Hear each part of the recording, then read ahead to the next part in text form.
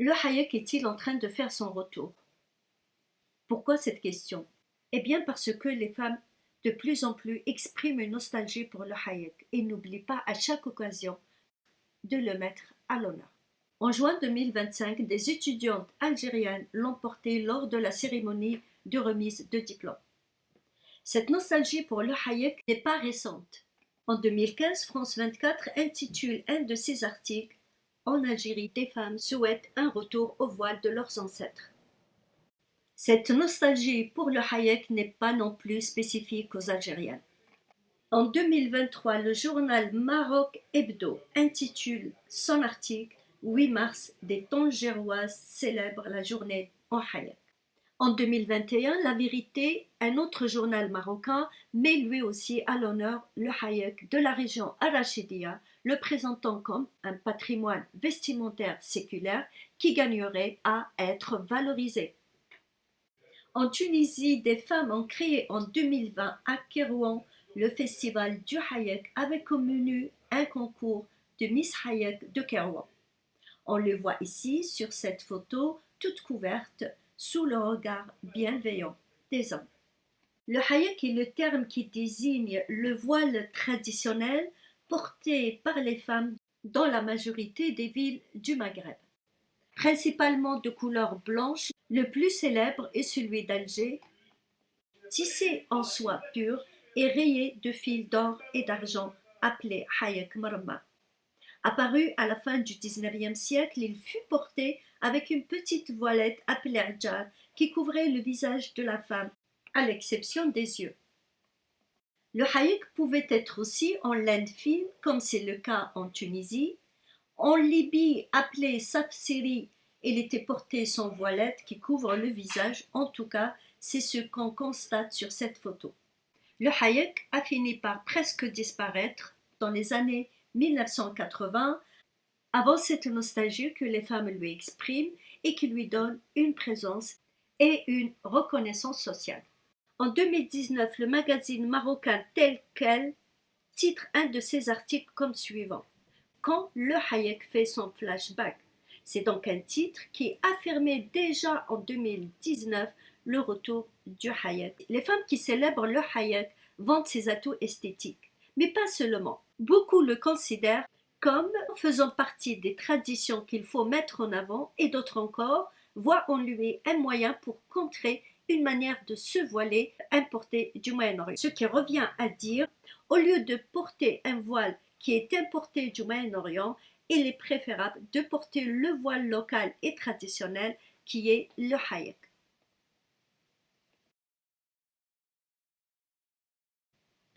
Le Hayek est donc une version du voile qui a le même rôle social et politique et la même symbolique que le voile d'aujourd'hui, mais avec beaucoup plus de contraintes pour la femme. Non seulement il couvre entièrement son corps de la tête aux pieds, mais aussi son visage. Jusqu'aux années 1980, le Hayek était imposé aux femmes qui étaient enfermées à la maison afin de pouvoir, en cas de nécessité, utiliser l'espace public pour se déplacer d'un lieu à un autre sans être vues. Dans certaines régions algériennes, les femmes qui portaient le Hayek avaient le droit de n'utiliser qu'un seul œil pour marcher dans la rue. Elles ne risquaient pas de faire de longues distances ni de prendre plaisir à se promener tellement les risques de faire une chute étaient grands. C'est une grande maltraitance des femmes qui persiste encore aujourd'hui dans certains endroits en Algérie. Pourquoi des hommes qui croient que c'est Dieu qui a créé la femme ont-ils décidé qu'elle ne devait utiliser qu'un seul œil pour se déplacer dans l'espace alors que Dieu, auquel ils croient, l'a dotée de 2 yeux? Voulait-il corriger Dieu sans le savoir? En tout cas, que le Hayek soit blanc ou en soie, comme c'est le cas du Hayek algérois, ne change rien à son rôle, celui de l'effacement de la femme de l'espace extérieur et de son exclusion du monde du travail et du savoir, ni à ce qu'il représente, c'est-à-dire une culture où la société et la politique se font sans les femmes, la moitié de la population. Le Hayek n'était pas moins patriarcal et discriminatoire que le voile d'aujourd'hui. ou encore celui que les talibans imposent aux femmes afghanes appelé burqa. Voici un article publié par TV5 Monde intitulé Algérie, le hayek contre la burqa et le hijab, en rapportant les propos des organisatrices d'une manifestation pour le hayek qui a eu lieu à Alger en 2013. Ce titre comporte deux grands paradoxes, étant donné que le hayek est un hijab, c'est-à-dire un voile, et une burqa, étant donné qu'il enveloppe tout le corps de la femme, comme celui imposé aux femmes afghanes. Il ne peut pas, logiquement, être contre lui-même, contre ce qu'il est par nature. Étant donné qu'il n'était pas un vêtement, mais un morceau de tissu que la femme devait tenir pour qu'il ne tombe pas, le hayek ne permettait pas à la femme d'utiliser librement ses mains. Premier outil dans la nature a doté l'être humain pour qu'il puisse subsister dans son environnement. Parce qu'il était impossible pour une femme de travailler avec le hayek, les femmes qui le portaient étaient soumises à la domination économique de l'homme. Et qui dit domination économique dit domination sociale et politique. Et les femmes qui le portaient étaient davantage victimes de la pauvreté et de la misère que les hommes. L'Égyptien Mohammed Abdo est l'un des hommes de religion les plus connus du XIXe siècle et du début du XXe siècle. Il a pourtant soulevé le problème du voile tel qu'il était porté par les Égyptiennes qui encombraient leur corps, alourdissaient leurs gestes et les empêchaient d'avoir une liberté de mouvement et d'action. Et comme je l'ai expliqué dans mon ouvrage Sortir de l'islamisme, Mohammed Abdo n'a pas appelé à en finir avec le port du voile imposé aux femmes. Il n'a pas osé pour cela faire le travail nécessaire au sein de l'islam. Il a cependant critiqué la manière avec laquelle les Égyptiens le portaient et qui ne leur permettait pas, notamment les paysannes, d'avoir la productivité nécessaire pour subvenir à leurs besoins et à ceux de leur famille. En réalité, c'est toute la société qui enferme les femmes, la moitié de la population, à la maison ou enferme leur corps dans des tissus qui est exposé à la pauvreté, étant donné que cette manière d'envelopper le corps de la femme ne permet pas à la femme de participer au développement économique du pays en ayant une vraie activité économique. Le grand Averroès ou Ibn Rushd a soulevé le lien qui existe entre la pauvreté des sociétés musulmanes et la condition des femmes qui étaient mises au service de leur mari et confinées à la reproduction, l'éducation et l'allaitement. Au XXe siècle, le voile a été beaucoup critiqué par les intellectuels et les politiques partout dans le monde musulman. Après avoir posé la question des causes du retard de leur société, ils avaient vu immédiatement dans la claustration des femmes et le voile qu'elles portaient de grands freins au développement des sociétés musulmanes sur le plan économique, social et culturel. En effet, une société ne peut pas se développer avec seulement une moitié de la population qui est active. Rappelons que lors de la guerre de libération algérienne, les responsables de la guerre dès 1955 ont vu qu'ils ne pouvaient pas gagner la guerre contre la France avec la participation de la moitié de la population seulement. Ils ont alors décidé d'intégrer les femmes dans le combat, y compris au maquis. Pourquoi faut-il le rappeler aujourd'hui? Parce que le monde musulman connaît un retour au passé et au conservatisme religieux, et que les conservateurs et les intégristes, dès lors qu'ils arrivent à avoir le pouvoir, ils commencent par ôter aux femmes les droits qu'elles ont acquis au XXe siècle. Ils les enferment à nouveau à la maison, comme c'est le cas en Afghanistan, ou dans des tissus, et veulent changer la loi pour permettre le mariage des petites filles à partir de 9 ans, comme c'est le cas en Irak, en Syrie et en Afghanistan. L'objectif des intégristes islamistes est de vivre comme dans l'Arabie du 7e siècle. Cependant, ils ignorent qu'ils creusent un grand fossé entre leur société et le monde qui avance, et qu'hier leur pays était tombé sous la domination étrangère parce qu'ils avaient préféré vivre dans le passé. Ils étaient faibles et incapables de se défendre. Mais les femmes en Algérie ne célèbrent pas uniquement le hayek blanc en soie pure, mais aussi le voile noir de l'Est algérien appelé mlaya. Comme pour le premier, il est revendiqué au nom de la sauvegarde des traditions et du patrimoine, comme on le lit dans ce titre du journal oriental.fr, qui annonce le lancement de la journée de la mlaya constantinoise en 2022. Le journal Al-Watan n'est pas resté en retrait de la mise en avant du voile traditionnel, le blanc et le noir. Dans un article qu'il a publié en 2024, au sujet d'un défilé organisé à Constantine pour les mettre en avant, on lit: cet événement a bien célébré la splendeur du costume traditionnel algérien et son rôle inestimable dans la préservation de l'identité nationale.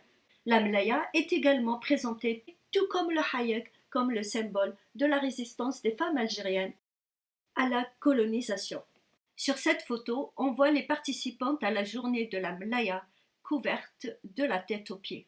Toutes ces célébrations du hayek et de la mlaya se présentent comme un contraste avec la lutte des femmes en Algérie, mais aussi au Maroc et en Tunisie contre le hayek au XXe siècle. Lutte qui a été longue et dure. Se débarrasser du hayek signifiait pour elle le droit d'étudier et de travailler. En effet, aucune femme n'allait à l'université ou au travail avec le hayek. C'est la raison pour laquelle, en Algérie, on appelait celles qui le portaient les femmes d'intérieur. En revanche, on appelait les femmes qui s'en étaient émancipées les civilisées. Le hayek était pour les femmes une source de misère sociale, culturelle et économique. Une situation dramatique dont elles n'avaient commencé à sortir qu'avec l'abolition du hayek dans toutes ses versions, car en réalité, la mlaya n'est qu'une autre version du hayek.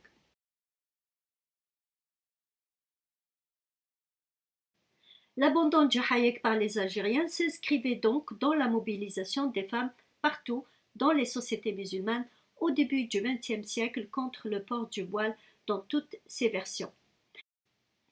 Elles se sont emparées de cette question réservée pendant longtemps aux discours religieux qui ne s'étaient jamais inquiétés de l'état social, ni économique, ni psychologique des femmes.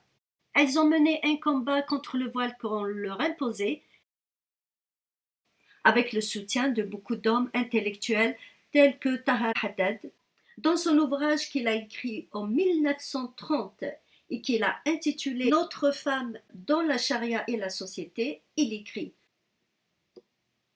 l'usage du voile était imposé à la femme dans le dessein d'éloigner la tentation. Cela fait penser à l'usage de la muselière que l'on impose aux chiens afin qu'ils ne mordent pas les passants. Parmi les femmes qui se sont emparées de la question du voile, la Libanaise Nazira Zaineddine, qui a écrit en 1928 son ouvrage qu'elle a intitulé Le voile et le dévoilement, en arabe Al-Hijab wa Sufur, dans lequel elle a critiqué les religieux qui imposaient le voile aux femmes. La Libanaise Ambara Salam Khalidi a enlevé publiquement son voile à Beyrouth en 1927. La Syrienne Thoraya Al-Hafiz a conduit en 1942 une marche de protestation d'une centaine de femmes jusqu'au siège du gouvernement où elles ont toutes enlevé leur voile. Ce sont quelques noms qui font partie d'une longue liste d'intellectuels hommes et femmes du XXe siècle qui se sont battus pour libérer la femme musulmane du port du voile et qui montrent que lors de la première moitié du XXe siècle, la lutte contre le port du hayek ou du voile n'a pas concerné uniquement les femmes au Maghreb. Bien au contraire, il s'agissait d'un mouvement qui a concerné les femmes, mais aussi des hommes, beaucoup d'hommes d'ailleurs, dans toutes les sociétés musulmanes. C'est une époque où même des religieux ont fini par accepter que les femmes ne portent plus le voile, tel que l'Algérien Bachir Al-Ibrahimi. Il a été pourtant membre et ensuite président de l'association des oulémas musulmans algériens de tendance conservatrice islahiste, c'est-à-dire salafiste. Il a été président en 1940 après la mort de son fondateur Ibn Badis. On le voit sur cette photo entouré d'institutrices dans les instituts Ibn Badis, aucune d'elles n'est voilée. Un autre homme de religion, l'Égyptien Ahmed Hassan Bakouri, recteur de la grande mosquée du Caire, Al-Azhar, de 1964 à 1969. Il a même étudié dans cette mosquée d'Al-Azhar. Il a été ministre des Affaires religieuses en Égypte de 1951 à 1959. Il a été membre de la confrérie des frères musulmans quand il était étudiant à Al-Azhar, avant de démissionner pour faire partie du gouvernement en 1951. On le voit ici sur cette photo en 1955 avec sa fille qui ne porte pas le voile. Et sur cette deuxième photo, on le voit avec les membres de sa famille et des acteurs égyptiens, sur laquelle on constate également que les femmes ne sont pas voilées. Sur cette photo, on voit un autre religieux, un égyptien de la grande mosquée du Caire, Al-Azhar, sur laquelle on le voit avec sa femme et ses enfants, sa femme n'étant pas voilée. La photo remonte aux années 1930 environ. En regardant ces photos, on se demande d'ailleurs si les musulmans d'aujourd'hui sont plus religieux que ces hommes de religion du début du XXe siècle, ou si ces hommes de religion du début du XXe siècle connaissaient plus la religion que les musulmans d'aujourd'hui. C'est une question à laquelle j'essaierai de répondre lors des prochaines vidéos. Tous ces éléments historiques sont importants pour démontrer que l'abandon du Hayek par les Algériennes n'était pas une manipulation de la part de la France coloniale, comme le prétendent beaucoup de journalistes et d'écrivains français, notamment, mais aussi beaucoup de Maghrébins. Ainsi, le journal Le Monde intitule ce papier, qui date de 2021, Algérie 1958, quand la France poussait des musulmanes à retirer leur voile malgré elles. C'est un article qui évoque les manifestations du mois de mai de 1958 à Alger, où des Algériennes ont retiré leur Hayek. L'article a été repris par la suite par d'autres journalistes et même par des écrivains. Il présente l'abandon du Hayek, donc du voile, par les Algériennes, non pas comme quelque chose qu'elles ont voulu, mais comme une décision de la France qui les a obligées à le faire. Or, d'une part, le sourire gêné et le regard baissé de cette femme sur cette photo ne sont pas des preuves qu'elle a été forcée d'enlever son Hayek, comme l'affirme le journaliste, vu que la sensation de gêne peut avoir différentes causes. Vu que 1958 était une période où les femmes dans toutes les sociétés musulmanes se révoltaient contre le port du voile que la société et les hommes leur imposaient. Et vu qu'en 1958, beaucoup d'Algériennes dans les grandes villes notamment étaient déjà libérées du Hayek. On les voit sur cette photo au maquis sans Hayek. Elles étaient pourtant loin de la pression des Français ou de l'armée française. Rappelons qu'elles étaient montées au maquis avant 1958.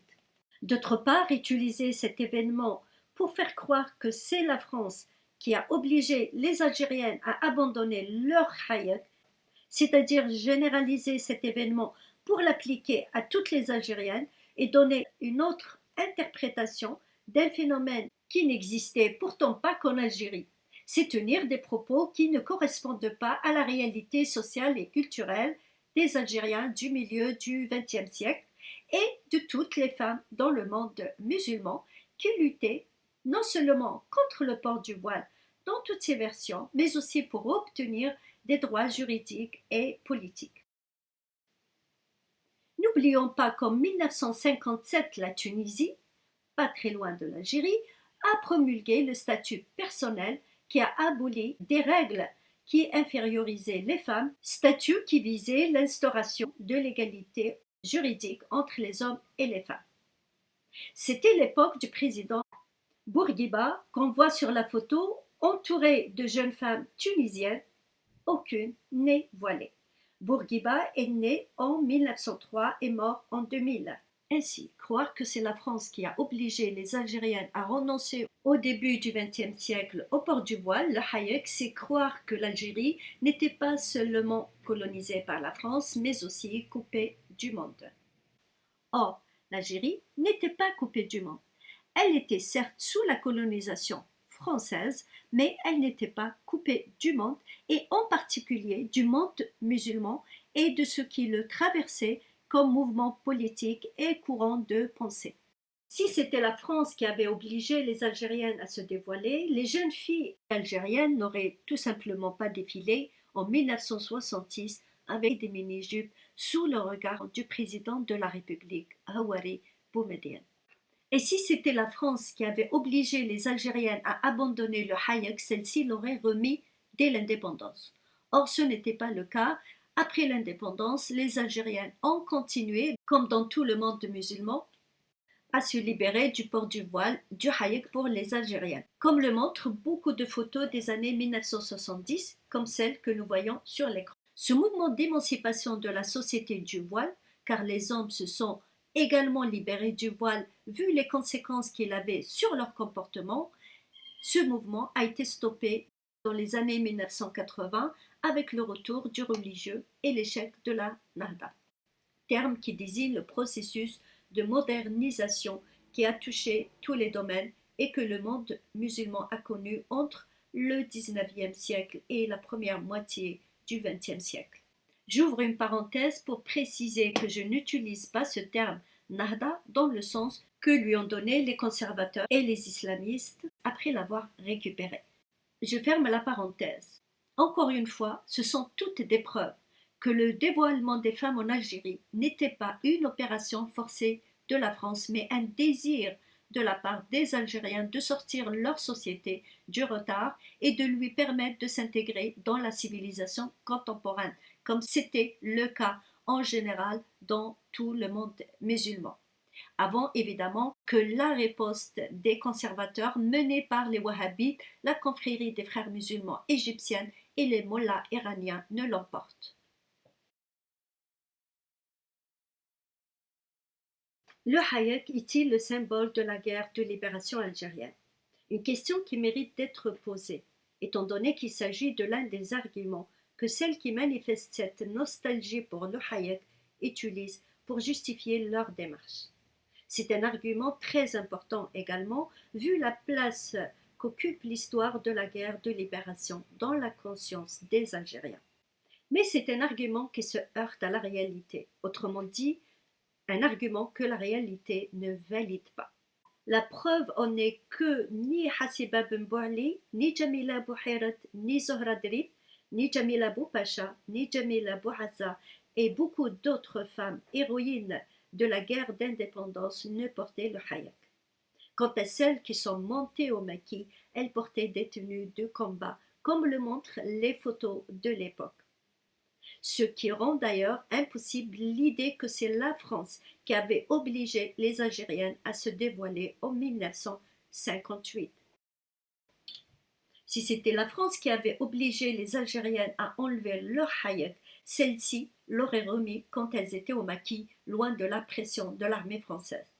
Les Algériennes l'auraient également remis dès l'indépendance.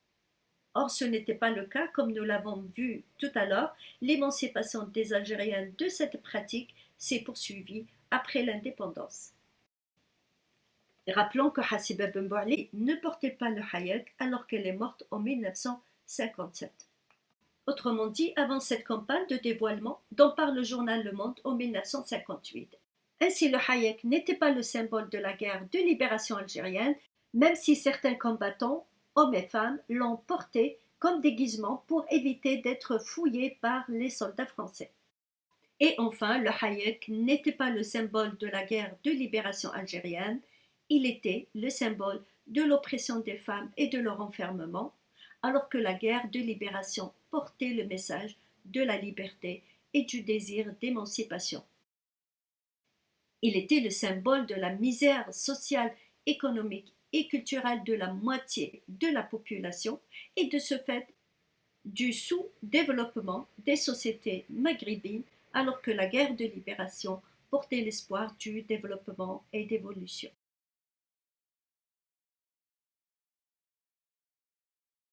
L'argument qui revient chez toutes les nostalgiques du hayek est le fait qu'il est présenté comme faisant partie des traditions algériennes et du patrimoine culturel du pays. Et c'est l'argument qu'utilisent également les Marocaines et les Tunisiennes, et qui revient dans la presse algérienne, marocaine, tunisienne et même française. L'argument des traditions est assurément bien choisi. Il faut savoir que beaucoup de sociétés, notamment les sociétés à majorité musulmane, connaissent un regard pour les traditions et cela concerne également le domaine culinaire et vestimentaire, considéré comme ce qui leur donne leur originalité.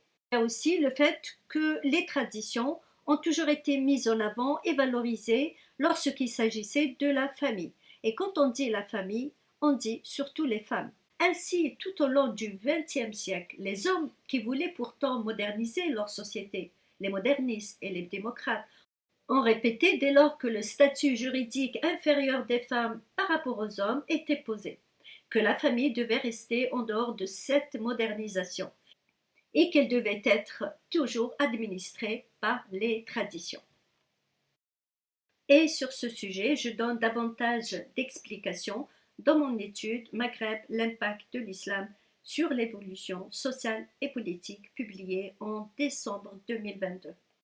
Mais qu'est-ce que les traditions? Les traditions sont des pratiques sociales que chaque société hérite de ses aïeux. Étant donné qu'aucune société humaine n'a atteint la perfection, certaines de ces traditions sont bonnes et d'autres moins. Aussi, celles qui étaient bonnes dans le passé peuvent ne plus l'être aujourd'hui, étant donné que les sociétés évoluent. Autrement dit, toute tradition n'est pas bonne.